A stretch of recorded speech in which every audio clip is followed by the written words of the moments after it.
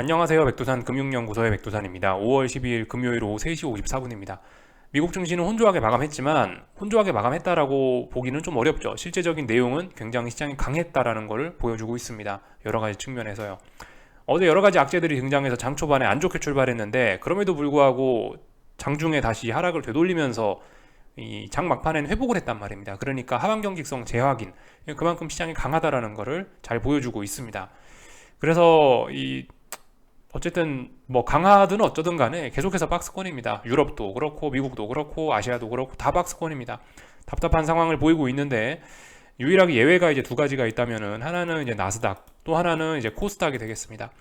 나스닥은 완전히 상승 추세로 전환됐고 상승 추세로 전환된 게 속임수일지 않을까 이런 고민을 할 것도 없습니다.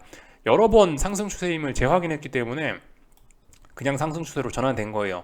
상승 추세인 거고, 그리고 상승이 지금 진행 중이기 때문에 이거는 뭐 특별히 아래쪽으로 보실 만한 근거가 없는 상황입니다. 그렇기 때문에 하방 포지션은 이거는 위험 관리를 반드시 해야 된다라고 이야기를 해드리고 있습니다. 이거는 여러분들뿐만이 아니고 저한테도 해당이 되는 이야기고, 그렇습니다. 그래서 어젯밤에 사실 위험 관리를 하는 게 맞았는데 저는 어젯밤에 이제 미련 떤다고 이거를 이제 위험 관리를 안 하고 그냥 어떻게 하다 보니까 하루 더 갖고 오게 됐는데, 아무튼 오늘 밤도 위험 관리를 일단 할 생각을 하고 그렇게 지켜보고 있습니다. 다만 이제 이게 저도 사람이다 보니까 미련이 자꾸 좀 남긴 남는데, 왜냐하면 악재들이 있으니까 빠지지 않을까라는 그런 기대를 할 수 있는 뭐 그럴 만한 상황이니까 미련을 가지긴 가지는데, 아무튼 저는 웬만하면 이제 원칙대로 오늘은 그냥 미련 안 떨고 위험 관리를 하는 게 맞지 않을까, 위험 관리를 가능하면 하려고 그렇게 생각을 하고 있습니다. 이야기가 좀 샜는데, 하여튼 그래서 나스닥은 유일하게 지 혼자 상승 추세인 거고, 코스닥은 웃기는 게 지 혼자 하락 추세입니다. 그죠? 어제 하락 추세로 전환됐고 오늘 하락 추세 중에 이제 하락까지 했으니까 자연스러운 모습인 거고요. 하여튼 얘만 하락 추세입니다. 얘는 하락 추세, 얘는 상승 추세. 굉장히 독특합니다. 얘네 둘, 이런 극단적인 모습 보이고 있는 얘네 둘 빼고는 다 혼조합니다. 다 혼조하다고 보실 수가 있겠고, 그래서 아직까지 방향성을 금융시장은 정하지 못했죠. 주식시장뿐만이 아니고 달러도 박스권이고 금리도 박스권이고 다 답답합니다. 다 답답한 구간에서 이렇게 놀고 있습니다. 사실 예전에 이제 좀 이런 답답함이 생각보다 빨리 끝날 수 있다, 조만간 방향성 나오지 않겠느냐라고 이야기하면서 뭐 4월 말 5월 초 뭐 이 정도 이야기를 뭐 드리기도 했는데, 어느덧 시간 보내다 보니까 5월 초가 벌써 넘어버렸죠. 어떻게 하다 보니까 좀 자꾸 양치기 소년처럼 그렇게 돼가고 있는 것 같은데, 이게 뭐 저도 미래를 못 보는 사람이다 보니까 어쩔 수가 없습니다. 이 정도쯤이면 박스권 해소되겠지, 이러이러한 이벤트들이 있으니까 이러이러한 이벤트들을 재료로 해서 시장의 박스권을 해소하고 탈피하겠지 생각을 했는데, 이제 어떤 재료가 나왔음에도 불구하고 계속해서 답답하니까 참 하여튼 제 입장에서도 좀 답답하고 그렇습니다. 그렇지만 어쩔 수 없어요. 그래도 더 기다려야 됩니다. 그럼 더 기다려야 되죠.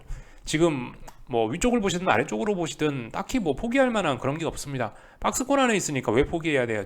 왜 포기해야 되죠? 그죠? 그런 거 없습니다. 위쪽으로 보시는 분들은 계속 위쪽으로 보시고, 아래쪽으로 보실 분들은 계속 아래쪽으로 보시고, 박스권이니까 하여튼 자기의 생각을 포기할 때는 아닙니다.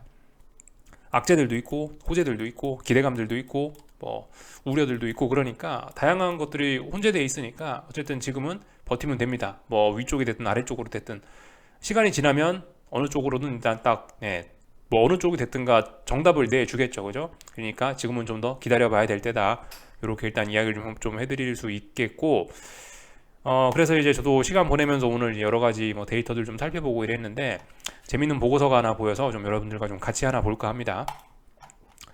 그 DS 인베스트먼트에서 나온, 이게 한 5월 10일 날 발표된 데이터인데요. 5월 10일 날 발표된 보고서인데 제목은 금리 인하는 생각보다 가까이 있다라는 겁니다. 김준영이라는 분이 작성한 보고서고요. 그래서 좀 몇 가지 내용만 좀 볼까 합니다. 근데 이 보고서 내용 전반적으로 좋더라고요. 데이터들도 좋고 이 시사하는 바도 있고 해서 여러분들이 한 번쯤은 이 전체 원문 다운받으셔서 보셨으면 좋겠다라는 생각을 갖고 있습니다. 시간 있으신 분들은 한번 전체 다 보셨으면 좋겠어요. 그렇지만 이제 지금은 이제 영상 녹화하는 중이니까 시간 한계상 저는 이제 제가 이 보고서 중에서 이제 좀 중요하다 생각되는 부분만 좀 간단하게 몇 가지만 살펴보고 넘어가겠습니다. 은행 위기와 관련된 부분을 여기 써놓은 부분이 좀 중요한 것 같은데 이런 부분을 좀 볼까 해요. 그러니까 지금 왜 은행 위기가 왜 은행들이 계속 망해도 이렇게 뭐 시장에 큰 영향을 못 미치냐 뭐 그런 거에 관련된 설명인데 이렇게 설명할 수 있을 것 같아요. 그죠? 한 은행의 파산이 다른 은행의 파산에 직접적으로 영향을 주지 않을 가능성이 크다. 이거 때문에 그런 것 같아요. 평상시였으면 예전 같았으면 은행 하나가 망하면 통상적으로 연쇄부도가 나면서 이렇게 모두가 다 망해버려서 위기가 굉장히 커졌었는데 지금 재밌는 거는 사실 이제 가만히 따져보면은 지금까지 여러 가지 은행들이 망했지만 이게 망하고 나서 그 다음에 이게 망하고 그 다음에 이게 망하고 이거 때문에 이게 망하고 이것 때문에 이게 망하고 이런 건 아니었단 말입니다. 제 각각 망했어요. 제 각각. 물론 이제 시기가 다 비슷한 시기에 망하고 있기 때문에 우려가 되는 건 사실이나 사실 엄밀히 따져보면은 얘 때문에 얘가 망하고 얘 때문에 얘가 망한 건 아닙니다. 그냥 다 그냥 각자의 사정으로 망하고 있어요. 그렇기 때문에 이게 전이가 안 된다는 게 좀 독특한 특징이라 할 수 있겠는데 아무튼 이거는 근데 계속해서 이렇게 되기는 좀 어렵겠죠. 그죠? 뭐 물론 그리고 이게 직접적으로 영향은 안 미칠 수 있으나 이게 서로 간접적으로 심리적으로 영향을 미치는 게 굉장히 크긴 합니다. 그런 점은 간과해서는 안 돼요. 그래서 제가 말씀을 드리는 게 사실 은행들이 망하는 것 자체가 문제가 아니고 은행들이 망해서 은행들이 망하는 이런 불안감 때문에 결과적으로 사람들이 서로를 믿지 못해서 돈을 못 빌려준다. 돈을 못 빌리고 못 빌려준다. 그래서 이런 심리적인 게 굉장히 중요하다고 말씀드리는데 계속 이런 게 만성적으로 진행되면은 이런 것 때문에 진짜 큰 위기로 연결될 수 있다라고 말씀드리고 있는데요. 이런 걸 객관적으로 보여주는 증거도 데이터도 보여드렸죠. 지난주인가 나왔던 데이터인데 그 연준 대출자 서베이라고 하는 그런 지표들을 보여드렸죠. 대출 성향이 어떻게 되나, 많이 돈을 빌려주려고 그러나 아니면 돈 안 빌려주려고 그러나 그런 걸 객관적으로 보여주는 그런 데이터들을 한번 보여드렸는데 하여튼 그런 것들이 악화가 되고 있는 것을 우리가 확인을 했습니다. 아무튼 뭐 이런 상황이에요. 근데 아무튼 이런 은행 위기는 계속해서 진행이 될 수 있다. 왜 그러냐면은 그 자산의 수익률이 조달 비용보다 적은 상황이 해소되지 않으면 지속될 것으로 보이고 있다라고 하고 있죠. 이게 뭔 얘기냐면 은행들이 자금 조달 비용 있을 거 아닙니까? 그게 뭐냐면 은행들이 주로 자금을 조달하는 방법이 뭡니까? 예금 아니에요. 예금 금리를 예금 금리를 낮게 주고 더욱더 높은 금리로 돈을 빌려줘야지 그래야 이제 은행이 먹고 사는 건데 근데 지금 조달 비용이 은행들이 어떻게 되겠습니까? 서로 믿을 수가 없으니까 또 그리고 저 은행 망할 수가 있으니까 뭐 조금 이자를 준다고 해서 우리가 저 은행에 돈을 막 맡길 수 있겠어요? 그게 아니죠. 이제 지역은행들은 예금을 끌어올려면 더욱더 높은 금리로 예금을 끌어와야 됩니다. 그렇기 때문에 조달 비용이 굉장히 높아져 있는 상황이죠. 그렇기 때문에 결과적으로 계속 은행들은 망해 나갈 겁니다. 계속 망해 나갈 거고 한동안은 이제 이 은행의 파산이 다른 은행의 파산에 직접적으로 영향을 미치지는 않고 있다는 점들 때문에 시장은 당분간 또 조용할 수도 있을 수 있다는 점들 좀 우리가 생각을 해볼 필요가 있겠다. 이런 이야기를 좀 드릴 수 있겠고요. 그 외에 이제 이 보고서에서 또 다른 은행 위기 말고 또 다른 위기의 가능성을 좀 하나 좀 이야기를 하고 있는 것도 있는데 여기 보시면 데이터가 닿지 않는 곳이라고 나와 있습니다. 우려스러운 섀도우 뱅킹 리스크라고 나와 있는데 뭐 섀도우 뱅킹이라고 한다면은 은행 수준의 규제를 받지 않는 금융기관이라고 해서 뭐 증권사, 여전사, 각종 펀드 등이 있다라고 한다고 합니다. 근데 이제 미국에서 지금 이 섀도우 뱅킹에 관련된 자금 규모가 굉장히 크다. 비은행 금융자산의 총자산이 상당히 커져 있다. 그리고 부실채권 대출 및 어쩌고저쩌고 한 건 미국에서 많이 늘어나고 있다 하기 때문에 이런 점들 상업부동산 문제와 더불어서 이런 것들의 문제도 이제 은행 위기가 더욱 커져나가는 은행 위기급의 위기가 될 수 있다. 뭐 이런 식의 이야기를 하고 있습니다. 이런 부분은 우리가 좀 주목할 필요가 있을 것 같은데 안타깝게도 근데 우리는 개인 투자자다 보니까 이 섀도우 뱅킹 그 정부 당국이나 금융 당국도 파악하지 못한 게 섀도우 뱅킹 아닙니까? 근데 이거 우리가 개인이 이거를 저 섀도우 뱅킹이 어떻게 돼가지고 어디가 망할 수 있고 우리가 그런 거 알 수가 있나요? 우리 정보력으로는 저런 거 알 수가 없다는 게 근데 이제 근본적인 문제이긴 합니다. 그래서 일단 저런 잠재적인 폭탄들이 있다. 상업부동산 문제 또 그리고 저런 섀도우 뱅킹 정도가 문제가 될 수 있다라는 것만 우리가 알고만 일단 넘어가자고요. 결과적으로 아무튼 우리는 할 수 있는 게 기다려보는 거, 기다려보고 어딘가 넘어가는지 안 넘어가는지 잘 보면서 대응하는 수밖에 없습니다. 우리 개인 투자자들의 한계가 그겁니다. 우리가 뭐 몇천억 자산이 있어갖고 뭐 어디 펀드를 굴리고 있고 그러면 어떻게든 뭐 정보력을 통해서 알아볼 수 있을지 모르는데 우리는 그게 아니다 보니까 이런 점들이 좀 문제가 되고 있죠. 그래서 뭐 이런 점들 그래서 이러한 점들이 있어가지고 이러한 점들이 있어서 연준은 결과적으로 저 은행 위기나 이런 것들 때문에 조만간 조건부 인하를 조건부로 이제 금리 인하를 언급할 수 있지 않을까라는 그런 기대를 하고 있다라고 이 보고서에서 주장은 하고 있습니다. 그래서 뭐 최종적으로 이분의 주장은 뭐 올해 4분기쯤 첫 금리 인하를 하지 않겠냐라고 이렇게 주장을 한다고 하는데, 아무튼 이 보고서에서 이 보고서에서 우리가 뭐 그러니까 4분기에 첫 금리 인상이 될 거야라고 이런 주장에 반드시 동조하라는 건 아니고, 이런 결론 부분은 뭐 그냥 여러분들이 참고만 하시면 될 것 같고, 이 보고서에서 가치 있는 부분은 이런 데이터 뭐 여기 나와 있는 이러이러한 데이터들이나 이런 내용들이라고 생각하시면 될 것 같아요. 이 보고서에서 주장하는 바는 그건 이제 여러분들이 걸러서 적당히 들으시면 되겠다라는 거를 좀 말씀을 드려봤고, 또 하나 재밌는 거는 한국은행 같은 경우는 선제적으로 금리 인하, 미국보다 선제적으로 금리 인하도 할 수 있다라고 이야기하는데, 예전에도 그런 적이 있다라고 하더라고요. 솔직히 한국은행은 어떻게 될지 뭐 잘 모르겠는데 하여튼 뭐 그럴 수도 있다라고 합니다. 그래서 이런 점들은 참고적으로 좀 알아놓으시면 될 것 같고, 안 그래도 그 이번 주에 이제 여러 가지 물가 지표들이 발표가 되고 여러 가지 지표들이 발표가 되고 은행들이 흔들흔들하면서 이 7월달 금리 인하, 미국의 7월달 금리 인하 기대는 또 상당히 또 많이 커져 있는 상황이긴 합니다.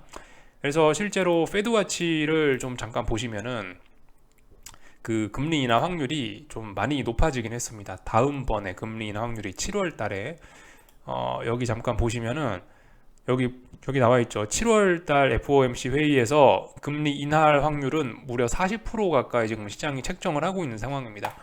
그러니까 그 어느 때보다 어떤 시장의 금리 인하에 대한 그런 기대감은 굉장히 높아 있는 거죠. 그리고 이런 점들이 지금 이제 나스닥과 IT 빅테크를 굉장히 지금 환호하게 만들어 주고 있는 상황이고요. 그래서 이런 점들을 좀 우리가 알아야 되겠다라는 거. 그래서 이 시장의 금리 인하 기대감이 굉장한데, 이쯤에서 좀 한 가지 좀 이야기를 좀 이제 제 개인적인 의견을 좀 더 좀 드려볼까 하는데, 이 금리 인하를 지금은 이제 시장은 굉장히 호재로 인식을 하고 있습니다. 그죠? 지금 생각을 해보시면 금리 인하에 대한 기대감 때문에 따지고 보면 나스닥이 올라가고 있는 거고, 전 세계 주식시장이 1분기에 신나게 반등을 할 수 있었던 거고요. 그죠? 금리 인하에 대한 기대감 혹은 긴축이 끝난다. 어쨌든 뭐 말 표현은 조금씩 디테일은 다를 수 있지만 어떤 완화에 대한 기대감 이런 걸로 인해서 증시가 지난 1분기에 신나게 올랐고 지금은 일단 박스권을 그리고 있는 그런 상황이죠. 이런 현상을 통해서 이제 우리가 알 수 있는 거는, 그러면은 금리 인하는 호재다라고 일단은 시장이 생각을 하는구나라고 우리가 알 수가 있습니다. 그죠? 기대감 때문에 올랐다며요. 그러면 금리 인하는 일단 호재 아니겠습니까? 그죠? 근데 아무튼 잘 생각을 해보셔야 될 게, 근데 이제 금리 인하되면은 정말 이제 뭐 대세 상승이 오고 이제 뭐 시장이 진짜 올라가냐? 이 약간 좀 의심을 해볼 필요는 있긴 해요. 이게 금리 인하를 지금 할 만한 상황이냐를 일단 먼저 고려를 해봐야 되는데, 지금 금리 인하를 고려할 만한 상황은 아니지 않습니까? 그래서 연준은 계속 뭐라고 해요? 연준은 올해 연내 금리 인하 없으니까 니네 제발 꿈 깨라 라고 파월 의장은 회의 때마다 매번 나와서 그런 이야기를 하고 있습니다.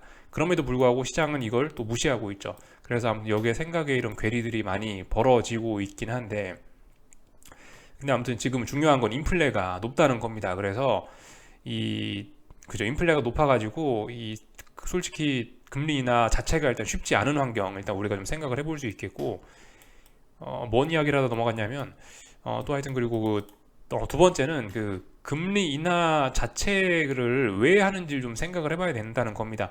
일단 인플레가 굉장히 높다라는 환경을 일단 말씀드렸죠. 이런 상황에서 연준이 만약에 조금이라도 금리 인하를 언급하거나 금리 인하를 실제로 하게 된다라면은 왜 그러겠어요? 왜 얘네가 인플레에도 불구하고 금리 인하를 하겠어요? 이유는 그거겠죠. 뭔가 시장이 경착륙을 할 것 같으니까, 금융위기가 위기가 날 것 같으니까, 혹은 망해가는 은행을 살리기 위해서, 혹은 뭐 섀도우 뱅킹 뭐 그런 걸 살리기 위해서, 혹은 망해가는 뭐 상업부동산을 살리기 위해서, 이러이러한 안 좋은 것들을 극복하기 위해서 결과적으로 금리 인하를 할 거 아닙니까? 그죠? 그러니까 이 금리 인하에는 뭐가 깔려 있나요? 이 금리 인하의 바탕에는 지금 경제 상황이 굉장히 위험하다, 발등에 불이 떨어졌다라는 걸 의미할 수 있습니다. 사실 그렇기 때문에 금리 인하는 사실 역사적으로 봤을 때 주식시장의 호재였던 적이 잘 없습니다. 금리 인상 초창기에는 항상 시장이 대폭락을 하긴 했었죠. 물론 이번엔 약간 좀 그때와 또 상황이 다르기 때문에 하여튼 뭐 항상 그렇다라고 이야기를 딱 부러지게 하긴 좀 어려울 수 있으나, 통상적으로 거의 뭐 99%의 상황에서는 금리 인하는 금리 인하는 그만큼 시장의 악재이긴 했습니다. 특히 빠른 금리 인하는 시장의 엄청난 악재이긴 했죠. 이런 점들을 좀 고려를 해볼 필요는 있다. 시장은 이제 그래서 일단 금리 인하라는 거를 호재로 받아들이고 그래서 금리 인하를 기대하고 있고 그래서 시장이 올라가고 있는데, 근데 이런 점들 고려해 봐야 된다. 금리가 지금 인플레가 굉장히 높다. 그래서 원칙적으로는 금리를 인하할 수 없는 그런 상황인데, 그럼에도 불구하고 이렇게 금리를 인하한다고 한다면은 이러이러한 위기들로 인해서 금리를 인하하는 것이니 이거는 연준이 경제가 안 좋다라고 인정하는 꼴이 된다. 그렇기 때문에 뭐 처음에 금리 인하를 해서 뭐 한두 번 정도는 뭐 증시가 급등을 환호를 할 수도 있을지 모르겠지만, 결과적으로 이거 경제가 안 좋다라는 거 인정하는 거기 때문에 결과적으로 악재가 되지 않겠느냐. 그리고 사실 어떤 금리 인하에 대한 기대감 이런 거는 시장이 어느 정도 이미 반영을 한 상황이지 않습니까? 그죠? 1분기에 신나게 랠리하고 2분기도 뭐 2분기 초창기까지도 뭐 살짝 랠리를 하긴 했잖아요. 또 그리고 나스닥은 뭐 지금 신나게 달리고 있고, 결과적으로 다 금리 인하 기대감 때문에 그런 건데, 아무튼 막상 금리 인하를 하게 되면 또 어떤 반응이 될까? 과연 시장이 기대했던 것처럼 금리 인하는 정말 호재로 작용할 수 있을까? 정말 금리 인하하면 대세 상승이 일어날 수 있을까? 우리 이런 것들도 조금 좀 이제 생각은, 시나리오는 좀 여러 가지로 열어놔야 될 필요가 있지 않을까 싶어서 좀 이런 이야기를 한번 드려봤습니다. 여러 가지 이야기가 좀 길었죠. 하여튼 본인만의 생각들 한번 해보시고요. 하여튼 이 머릿속에 이런 시나리오는 가져보는데, 지금 여러 가지 시나리오를 가질 때긴 한데, 하여튼 중요한 거는 일단 목에 칼이 들어오고 오답이 나고 있으면은 오답은 내면 안 된다. 일단 도망가야 되면 도망가야 되고, 그 와중에 저항을 못 넘어가면 이제 과감하게 아래로 후려치고, 그렇게 하는 거는 계속 해야 된다. 이렇게 일단 말씀을 드릴 수가 있겠습니다. 그 와중에 유럽 증시는 개장을 했네요. 일단 상승 출발하고 있는데, 말씀드렸다시피 상승 출발해봐야 박스권이다. 뭐 일단 이렇게 볼 수가 있겠습니다. 독일 증시, 독일 증시 보시면 지난 뭐 일주일 혹은 뭐 2주일 가까이 지금 어딘가를 못 넘어가고 있죠. 조금 뭐 올라와 봐야 의미는 없습니다. 일단 위쪽에서 어떤 전형적인 저항을 누적시키는 패턴들은 만들어냈고요. 이제 그래서 하락이 좀 자연스럽고, 좀 이제 하락 어떤 저항세는 좀 많이 저항은 많이 누적이 됐는데, 근데 문제는 이제 부담이 많습니다. 왜냐면 오랜 박스권이었기 때문에 지지력도 많다. 그래서 특별히 할 말은 없습니다. 답답한 박스권이다 보면 될 것 같고, 일본 증시는 오늘 레벨업 했습니다. 그죠? 전고점 자리가 대략적으로 이 자리였는데 장대 항공 뿜어내면서 레벨업 돌파 한착했기 때문에 추가 상승할 수 있다. 이렇게 봐주시면 되고요. 근데 그래서 전고점 자리가 여기였는데, 전고점 자리를 보시다시피 돌파 한착 한 거 아닙니까? 그죠? 근데 어이구 돌파 한착을 했는데 여기도 저항이 있고 저기도 저항이 있고 저기도 저항이 있네요. 그죠? 굉장히 무거운 상황이기 때문에 솔직히 뭐 일단은 단기적으로 봤을 때 전 세계에서 지금 가장 나스닥보다도 강한 증시가 좀 되긴 된 것 같은데, 그다지 뭐 큰 의미를 부여하기는 좀 어려울 것 같긴 합니다.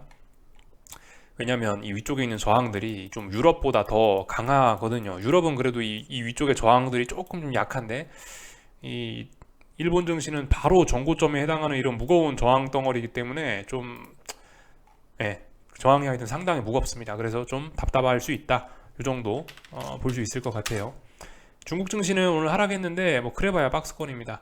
뭐 조금 큰 박스권 혹은 조금 작은 박스권 이렇게도 볼 수 있는데, 하여튼 답답한 매물대에서 방향성 정하지 못하고 있다라는 거 볼 수가 있겠고, 이 어제 그 중국 물가 지표의 충격이 좀 크긴 컸었나 봐요. 제 생각엔 일단 좀 그렇습니다.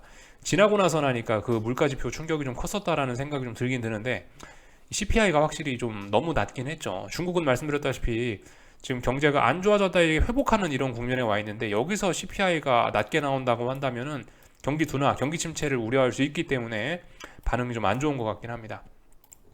중국 증시는 이렇게 하락 마감을 했고, 여기에는 달러가 올랐기 때문에 그랬을 수도 있을 것 같긴 해요. 그래서 위안화가 보시면은 어쨌든 위안화도 답답한 구간이 맞습니다. 답답한 구간. 그 7위안 싸움이 계속해서 진행이 되고 있는 건데요. 결과적으로 7위안 여기가 7위안입니다. 7위안 싸움이 계속되고 있는데, 그 와중에 일단 뭐 조금 더 올라가면서 이 답답한 저항들이 좀 위에 많긴 한데, 일단 뭐 추가 상승 가능성을 조금 더 보이긴 했습니다. 그래서 일단 위안화 약세 이런 걸로 인해서 중국 증시는 조금 하락한 게 아니냐, 뭐 일단 이런 식으로 보고 있습니다. 어제 물가 지표의 영향 뭐 그런 것도 있고, 경기 둔화, 경기 침체 우려 뭐 그런 것도 좀 녹아 있고, 이런저런 점들 때문에 이렇게 된 것 같다 해서 좀 전반적으로 내용들을 살펴봤고요. 오늘 한국 증시는 뭐 그냥 하락 마감했네요. 그죠? 특별히 이상한 거 없습니다. 오늘 선물 324짜리 지지력을 테스트했는데 별로 지지력이 없음이 일단 확인이 됐습니다. 근데 일단 이런 모습은 하방 보시는 분들 입장에서 좋은 겁니다. 오늘 대폭락하기는 물론 오늘 대폭락할 수도 있었지만 뭐 그러면은 힘을 좀 많이 쓰는 거기 때문에 중요한 지지선 부근에서 이렇게 어떤 좀 차분하게 하락하는 모습이거든요. 이런 모습은 개인적으로 하방 보시는 분들 입장에서 좋다라고 생각이 됩니다. 엄밀히 따지면 이제 324에 대한 지지력을 아직 붕괴된 건 아니기 때문에 엄밀히 따지면 박스권이라고도 할 수가 있겠지만, 근데 솔직히 애초에 이렇게 올라가는 이런 추세선을 붕괴시켜서는 안 됐던 것 같아요. 제 생각에는요. 진짜 시장에 강할 거면 이미 여기 어딘가에서 이미 다시 329를 돌파 한착 했었어야 된다라고 보는데, 지금 일단 보시면 0 약하기 때문에 이거는 엄밀히 따지면 아직 박스권이다, 아직 쌍고점 완성은 아니다, 그렇게 할 수 있는데, 현실적으로 봤을 때 이 정도면 쌍고점 완성됐다라고 봐야 될 것 같고, 사실상 이제 하락으로의 전환이 된 거 아니냐라고 볼 수는 있을 것 같아요. 사실상 전환이 된 거 아니냐, 이 정도까지는 이야기할 수 있을 것 같습니다. 그래서 하방 투자하시는 분들은 일단 좀 위기를 좀 넘기긴 했죠. 지난번 레벨업 했던 이 자리를 넘어섰다가 완전히 이제 아래로 내려왔으니까 어느 정도 좀 안심은 할 수 있을 것 같습니다. 그리고 이렇게 차분하게 잘 빠지면서 어떻게 되냐면, 이제 풋옵션들은 이제 레벨업에 대한 풋옵션 폭등, 어떤 랠리에 대한 기대감을 잘 보여주고 있습니다. 쌍바닥 만들어냈고 올라가야 될 자리에 잘 올라가고 있고, 보시면 차분하게 21선을 돌파 한착을 했습니다. 결과적으로 이게 오랫동안 풋옵션 21선 저항 때문에 비리비리했던 거거든요. 어떻게 보면 그렇게도 이야기할 수 있는데, 21선을 오늘 살짝 돌파하는 모습 보였죠. 이렇게 되면 뭡니까? 조만간 이제 정배열로 가는 거예요. 그죠? 충분히 가능합니다. 물론 저 위에 이제 61선 이런 저항이 있긴 있는데, 근데 일단 워낙 멀리 떨어져 있죠. 그죠? 저항까지 워낙 멀리 떨어져 있기 때문에 이 구간은 이제 매물대가 없다라고 보실 수가 있겠습니다. 참고로 이런 모습이 30분 봉으로 보면은 241선까지 이제 전부 다 돌파 한착한 그런 모습이에요. 241선을 잠깐 좀 띄워 보자면은, 그러니까 일봉에서 21선이 30분 봉에서 241선입니다. 여기 얇은 회색선, 지금 제가 클릭해 놓은 얇은 회색선인데 돌파 한착했죠. 21선 돌파 한착과 일맥상통합니다. 그래서 일단 정배열로 가기 좋다, 그런 모습들이라고 보실 수가 있겠습니다. 반면에 이제 콜은 영 부진하죠. 그죠? 지금 이건 에너지가 잘 모아져서 정배열로 전환 직전인 풋옵션의 모습이고, 이 좌측에 있는 콜옵션들을 보시면 콜옵션들은 어떻습니까? 전부 다 이평선들이 우하향하고 있고, 이평선들 간의 이격들도 많이 떨어져 있고, 이런 것들이 바로 이 힘이 많이 안 모여져 있다, 아직까지 한참 더 매집을 해야 된다, 아직까지 한참 에너지가 모여야 된다라는 것을 보여주는 그런 거라고 할 수 있겠죠. 혹은 하락이 잘 진행 중인 그런 모습이라고 할 수도 있을 거고요. 잘 진행되고 있습니다. 하여튼 반면에 이제 풋은 추세 전환을 시도하고 있는 그런 상황이고요. 이평선들이 확실히 복잡하게 꼬여 있지 않습니까? 그죠? 이게 어떤 힘의 수렴을 이야기하는 거니까 하여튼 추세 전환 가능성이 있다. 그래서 한국 증시는, 코스피는 특히 급락, 폭락의 위험까지도 있다. 근데 한국만 급락, 폭락할 수는 없으니까 좀 일단 지켜봐야 된다라고 이야기를 하고 있죠. 한국만 폭락할 수는 없고, 폭락할 거면 미국도 유럽도 세계 증시도 발을 맞춰줘야 됩니다. 근데 지금 폭락할 분위기 이런 건 일단 아닌 것으로 보입니다. 물론 갑자기 어떤 은행 위기나 이런 게 터지면 모르겠는데, 지금 위기 이런 것도 그냥 스무스하게 넘어가는 분위기니까, 아무튼 일단 급등할 준비는 맞춰놨는데 이게 급등을 막상 하기에는 좀 쉽진 않아 보인다. 근데 급등 안 하는 게 하방 포지션, 딱히 이렇게 시장이 폭락 안 하고 버티고 이런 게 하방 포지션 분들 보는, 하방 포지션 입장에서 안 좋은 건 아닌 것 같다. 어떤 힘을 좀 잘 아껴 쓰는 그런 측면이기 때문에, 여기서 예를 들어 지금 잘 보셔야 될 게, 코스피가 지금 이게 오랜 박스권이란 말이죠. 결과적으로 물론 이제 단기적으로 하방으로 전환을 했는데 아직까지 결과적으로 박스권이에요. 여기도 지지선이고 여기도 지지선이고 여기도 지지선입니다. 몇 달 동안 만들어놨기 때문에 굉장히 무겁단 말이죠. 근데 여기서 경거망동하게 여기서 장대 음봉을 딱 뽑아내면서 막 대폭락을 한다, 이게 좋은 모습은 아닐 것 같아요. 장기적으로 하락을 보시는 분들 입장에서는요. 지금은 매물대이기 때문에 좀 조신하게 아래쪽으로 살살살 빠질 거면은 살살살 빠지는 게 더 좋지 않겠냐라는 생각입니다. 이 정도를 말씀을 드렸고, 코스닥은 잘 빠지고 있어서 할 말이 없습니다. 하락 추세 완전히 전환됐고, 하락 추세 중에 하락하는 게 뭐가 이상해요. 그죠? 자연스러운 일입니다. 잘 가고 있고요. 환율도 잘 올라가고 있습니다. 예, 환율도 뭐 보시다시피 잘 올라가고 있는데 말씀드렸다시피 근데 주의해야 될 점은 이렇게 쌍고점 만들어질 수도 있다라는 가능성 정도는 열어놓자고요. 물론 이거는 장대 양봉을 이제 이날 장대 양봉 5월 4일날 장대 양봉을 드디어 완전히 돌파한 척했고 또 그리고 5일선 위로도 완전히 올라왔고 뭐 이런 모습들 잘 보였기 때문에 일단 추가 상승 더 달러는 올라갈 수 있다, 환율 더 올라갈 수 있다라고 일단 보는 게 맞습니다. 근데 이 중요한 거는 여기 1242원 40원 부근에 여기서 일주일 동안 못 넘어갔기 때문에 여기가 좀 의미 있는 저항이 됐습니다. 이거 못 넘어가면 결국 달러는 또 끝이에요, 그죠? 그렇기 때문에 쌍고점이나 뭐 이런 하여튼 저항을 못 넘어갈 수 있는 그런 가능성이 있기 때문에 그런 거를 좀 염두를 해놔야 되겠다라는 겁니다.